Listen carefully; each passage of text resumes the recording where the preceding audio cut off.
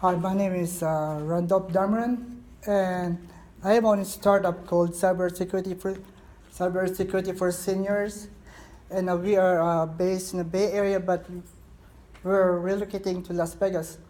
I have two questions for you, Congresswoman. First, you mentioned earlier that you're working on the cybersecurity for small businesses.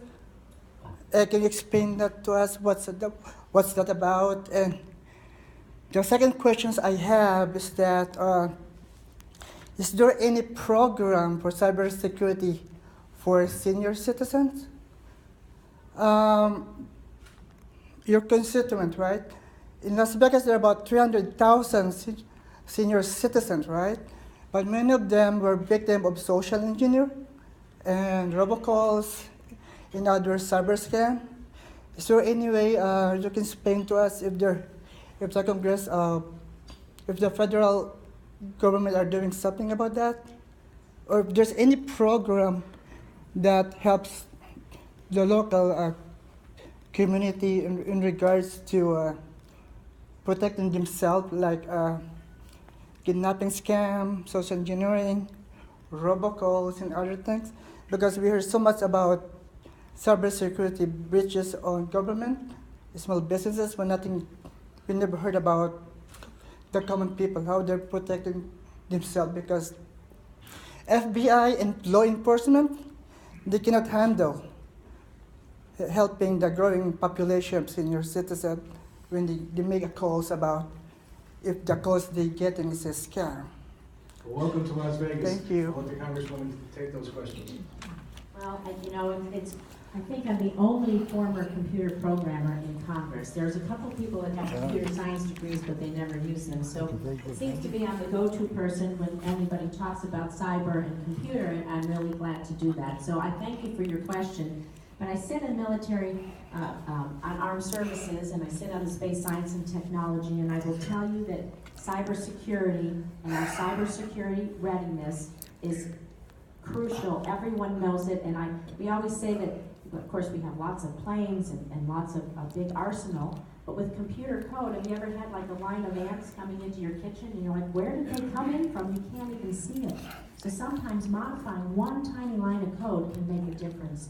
So we've been working, it's very challenging, but we're trying to work on these public-private partnerships and the way that they intersect so that we can take the best practices that private companies are using, and they share them with us, and some of the best practices that we have at NSA. I was fortunate enough to tour NSA and CyberConnect just recently, and some of the things that they're doing that can have public application. So the Small Business Cybersecurity Act is going to allow an on-ramp.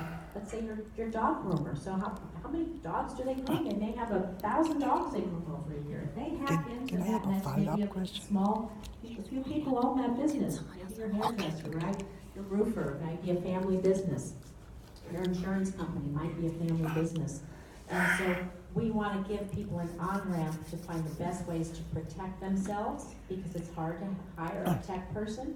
And then if something happens, give you some resources how to repair that.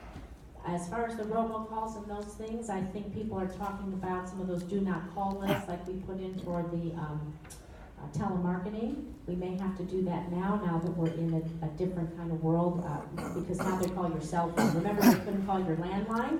Well, now no one has a landline, so they're calling your cell phone. So some things, as we grow in technology, when we talked about the Scrub Act, we have to also improve our laws to keep up with technology. We're mindful of it, we're working on it.